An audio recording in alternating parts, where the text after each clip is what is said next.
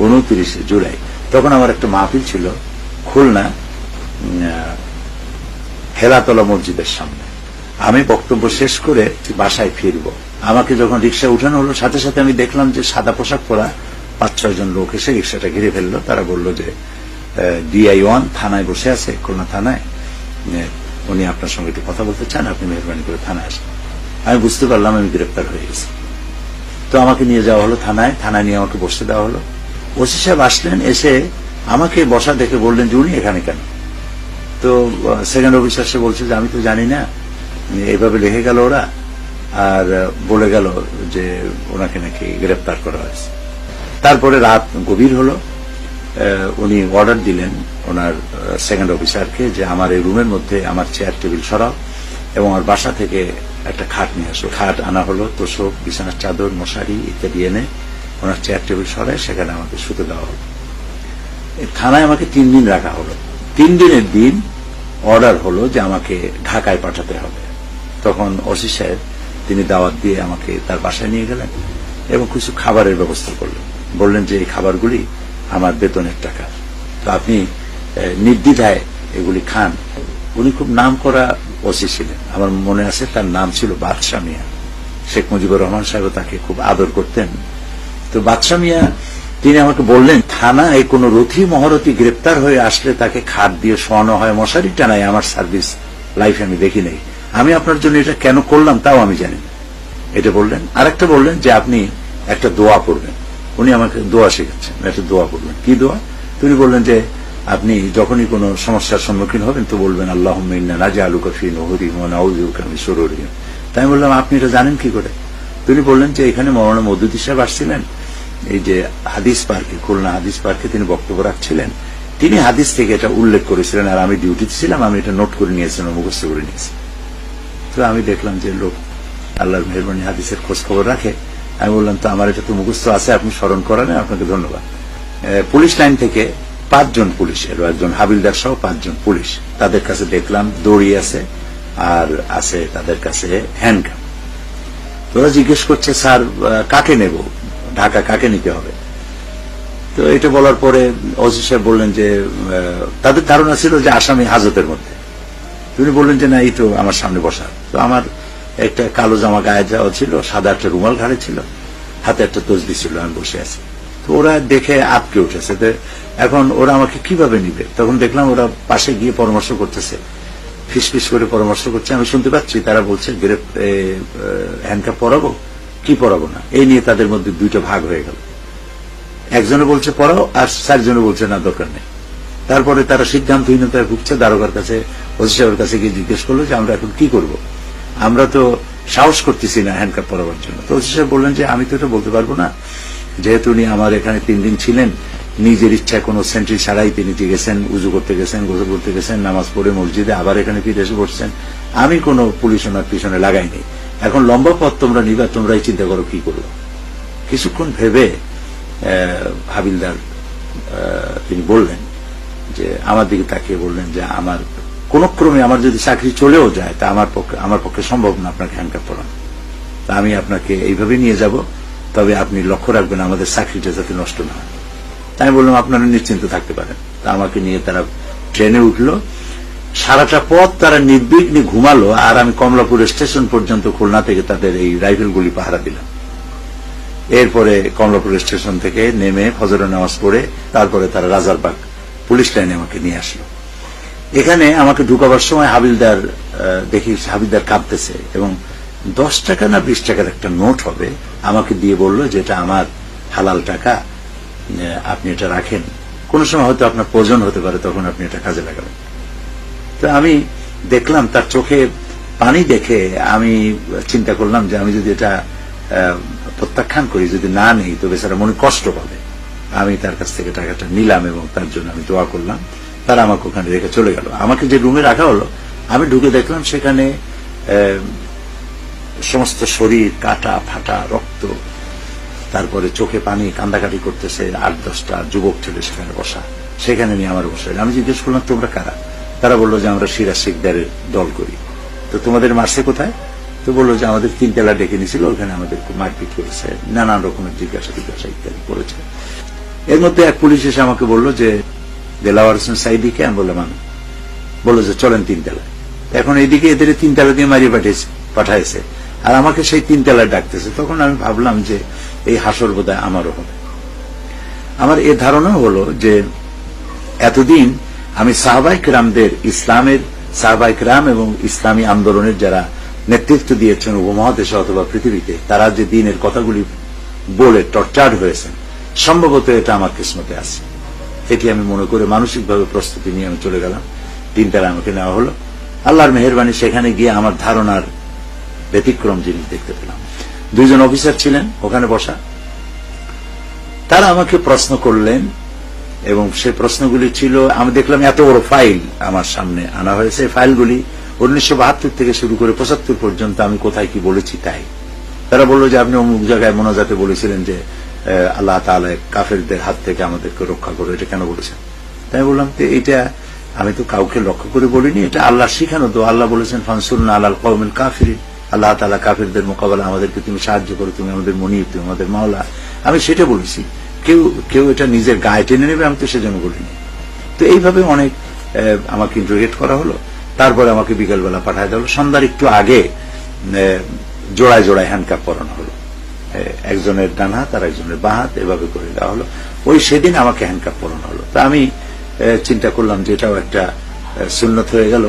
ইউসুফ আলাইহিস সালাম জেলে গিয়েছিলেন, বহু নবী পয়গম্বর আল্লাহর ওলিদের হাতে হ্যান্ডকাপ পরেছে। তো আমাকে নেওয়া হলো, এটা হচ্ছে শাহবাগ পুলিশ কন্ট্রোল রুম, সেখানে ঢুকানো হলো। ওরা একজন একজন করে খুলতেছে আর ভিতরে ঢুকাচ্ছে। তো সেই অবস্থায় আমাকে একটা পুলিশ দাড়িওয়ালা বুড়া মানুষ, সে ঢুকাচ্ছে একজন একজন করে। যখন আমি পালাক্রমে যখন আমি আসছি, তখন ওই আমার সাদা পাজামা আর কালো জামা দেখে আমার দিকে তাকায় এসেছে, হাত দিকে তাকায়া এটা খুলতে ছিল। আর পুলিশটা কেঁদে ফেললো, বললো যে আহারে এইসব মানুষ ধরা আরম্ভ করেছে, দেশ তো থাকবে না। ঠিক এই কথাগুলি তিনি বললেন। আমি ভিতরে ঢুকলাম। সবাইকে ঢুকাবার পর এই পুলিশ বেচারা ঢুকছে আমার রুমে। রুমটা খুবই সংকীর্ণ। পুলিশ এসে আমাকে বলল, ওই সেই পুলিশটা যে আমাকে ওখান থেকে ছাড়লো, সে এসে বলল যে এখানে তো খাবার খুব নিম্নমানের, আপনার কাছে যদি টাকা থাকে তাহলে টাকা দেন, আমি আপনার খাবার এনে দিই বাইরের থেকে। তো আমি ওই সেই হাবিলদারের দেওয়া সেই টাকাটাই ছিল আমার কাছে পুঁজি, আমি সেটা তাকে দিয়ে দিলাম। সে তখন আমার জন্য খাবার নিয়ে আসলো। আমি সেই খানা খেয়ে, ঘুম আসতেছে না, এই পরিবেশ তো জীবনে পড়ি নাই কখনো, বিনা বালিশে বিনা বিছানায়। আমার কাছে শুধু একটা ছোট্ট কোরআন শরীফ ছিল আর একটা রুমাল, আর কিছুই নাই, জামা আর পাজামা, বাস শেষ। এরপরে স্বপ্নে দেখি, সেই গভীর রাত্রে স্বপ্নে দেখছি বৃষ্টি পড়তেছে, মুষলধারে বৃষ্টি। সেই বৃষ্টিতে ছাদ চোঁয়া পানি পড়তেছে। আমি যে রুমে ছিলাম সেই রুমে পানি পড়ে একেবারে আমার খাটের কাছাকাছি এসে গেছে। তখন আমার ঘুম ভেঙে গেল এবং আমি চিন্তা করতে লাগলাম যেটা কি দেখলাম। পরে আমার ধারণা হলো যে বৃষ্টি আল্লাহর রহমত। তো আমি চিন্তা করলাম যে বর্তমান যে শ্বাসরুদ্ধকর অবস্থা চলছে সারা বাংলাদেশে, আল্লাহ তাআলার পক্ষ থেকে কোন রহমত, কোন কল্যাণ গোটা জাতির প্রতি হবে বলে আমি স্বপ্নের দ্বারা আমি অনুমান করলাম। এরপর আবার আমাকে নিয়ে আসা হলো রাজারবাগ পুলিশ লাইনে, সেখানে আবার ইন্টারোগেট করা হলো, আবার নিয়ে যাওয়া হলো সেখানে। তৃতীয় দিন আমাকে 15 days ডিটেনশন দিয়ে জেলখানায় পাঠিয়ে দেওয়া, ঢাকা সেন্ট্রাল জেল। নতুন অভিজ্ঞতা, জীবনে কখনো জেলে যাইনি। আমার চশমা, আমার কলম, আমার ঘড়ি সব গেটে রেখে দেওয়া হলো। এরপরে ঢুকানো হলো জেলখানার ভিতরে। আমি ঢুকলাম, রব্বি আদখিলনি মুদখালা সিদকিন ওয়া আখরিজনি মুখরাজা সিদকিন ওয়াজআলনি মিন লাদুনকা সুলতানান নাসীরা, এই দোয়া পড়ে ভিতরে ঢুকলাম। তো ঢুকে আমি সেখানে দেখলাম যে আমার অপেক্ষা করছে লোকেরা। তো আমাকে নিয়ে রাখা হলো ওই আসামি প্রথম নিয়ে যেখানে রাখা হয় সেখানে। তারপরে সেখানে দুইটা কম্বল আমাকে দেওয়া হলো। দুইটা কম্বলের একটা বিছায়া আর একটা মাথার তলে দিয়ে বালিশ শুইতে বললো তারা। তো তাই করলাম। খাবারের সময় যখন আসলো, এশার নামাজ পড়লাম। তো সে রাতের বেলায় খাবার নিয়ে আসলো আমার জন্য, যেহেতু আমি রাতে পৌঁছেছিলাম, সম্ভবত মনে নেই এখন। তো খাবার এলো, সেই খাবারটা ছিল খুব মোটা আটা এবং দুর্গন্ধ, মাছের ঝোল, তাও দুর্গন্ধ। সকাল দেখলাম মেজর জাইনুল আবেদিন, মৌলানা মতিন, লেবার পার্টি। ওনারা আমার জন্য নাস্তা তৈরি করে এখানে নিয়ে আসছেন এবং নাস্তার ব্যবস্থা করলেন। এরপরে জেল সুপারিনটেন্ডেন্ট আসলেন আমার কাছে, এসে তিনি বললেন যে আপনার জন্য ডিভিশনের ব্যবস্থা হয়েছে, সেখানে বিকেলে নিয়ে যাওয়া হবে, তবে এখনই আপনাকে এক জায়গায় বক্তৃতা করতে যেতে হবে। তা আমি চিন্তা করলাম যে ঢেকি স্বর্গে গেলে নাকি বাড়াবানে, তো আমি আসলাম, আমাকে আনা হলো জেলে, এখানে আমাকে বক্তৃতা করতে হবে। বললো যে হ্যাঁ বক্তৃতা করতে হবে, প্রত্যেকটা এলাকা থেকে আপনাকে চাচ্ছে যে আমাদের এলাকা থেকে রাখা হোক। তো আমাকে নিয়ে যাওয়া হলো কত নম্বর ওরা খাতা বলে, তো আমার আজকে মনে নেই কত নম্বরে নিয়ে গেছিল। তো সেখানে গেলাম, যে দেখি যে হল ভর্তি সমস্ত আসামিরা। তারা আমাকে ওরা বলল যে এরা হচ্ছে চোর, ডাকাত ইত্যাদি নানান পদের অপরাধে, সামাজিক অপরাধের অপরাধী। আমি সেখানে 1 ঘন্টা বক্তৃতা করলাম চরিত্র সৃষ্টির উপরে, কোরআন এবং হাদিস দিয়ে। খুব কান্দাকাটি তারা করলো, মোনাজাত করলাম। বিকাল আসলো, বিকাল বেলায় আমাকে পুলিশেরা এসে নিয়ে গেল আরেকটা এরিয়া, এটা ডিভিশন এরিয়া। ওইখানে নিয়ে 10 নম্বর রুমটা আমাকে দেওয়া হলো। আমি সেই রুমের মধ্যে ঢুকলাম, তখন জেল সুপারিনটেন্ডেন্ট আমাকে বললেন যে এখানে মাওলানা ইউসুফ সাহেব, উনি এখানে ছিলেন 22 মাস, এটা আপনার জন্য বরাদ্দ হলো। তা আমি বললাম উনি তো আমার উস্তাদ, জামাত ইসলামী বাংলাদেশ জামাত ইসলামীর, উনি হচ্ছেন নায়েবে আমির এবং আমার উস্তাদ। আমি ওনার কাছে জালালাইন শরীফ পড়েছি, তাফসীর পড়েছি। তো ভালোই হলো, আমি উস্তাদের রুমে আসলাম, দেখি ওখানে একজন কোরআন শরীফ ঝুলছে। কোরআন শরীফ খুললাম, খুলে দেখি যে এটা উনি রেখে গেছেন, হয়তো ভুলে রেখে গেছেন। ওনার অনেক নোট দেখলাম, কোরআনের পাতায় পাতায় বিভিন্ন নোট লাগানো, ওইটা আমি আমার জন্য নিয়ামত মনে করলাম। এরপর আমাকে একটা ফালতু দেওয়া হলো, ডিভিশন যাদের হয় তাদেরকে একজন খাদেম দেওয়া হয়। খাদেমকে জেলের পরিভাষায় ফালতু বলা হয়। বিছানাপত্র সব দিল, বললো যে মশারি দিতে পারলাম না, বিছানার চাদর, তোষক ইত্যাদি সব দেওয়া হলো, মশারি দিতে পারলাম না, আগামীকাল ব্যবস্থা হবে, এটা বলে তারা চলে গেল। সন্ধ্যার দিকে দেখি, সন্ধ্যার একটু পরে দেখলাম এক পুলিশ ছুটি আসছে একটা মশারি নিয়ে, বললো যে অলি আহাদ, তিনি আপনি মশারি পান নাই জেনে তার নিজের মশারিটা খুলে আপনার জন্য পাঠিয়ে দিয়েছে। আমি দোয়া করি আল্লাহ তাআলা তার ইমানের মওত দিন, তার আর যতদিন বাঁচেন সুস্থভাবে বাঁচুন। আমি দেখলাম যে নামাজ পড়ে না কেউ, 2 জন কি 3 জন নামাজ পড়ে, বাকিরা বেনামাজি। তো আমি তখন তাদেরকে চিন্তা করলাম যে প্রথমেই নামাজের দাওয়াত দিয়ে কেমন হবে, এদের সাথে আমি পার্সোনাল কন্ডাক্ট, পার্সোনাল ফ্রেন্ডশিপ করলাম খাবার দিয়ে। জেলখানায় খাবার খুব লোভনীয়, আমার কাছে চতুর্দিক থেকে হাদিয়া চলে আসতে লাগলো, নারায়ণগঞ্জ থেকে, ঢাকার বিভিন্ন এলাকা থেকে হরলিক্স আসতে লাগলো, হরলিক্স, চিরা, জেলখানায় শুকনা যেসব খাবার ইত্যাদি দেওয়া জায়েজ আছে সেগুলি আসতে লাগলো।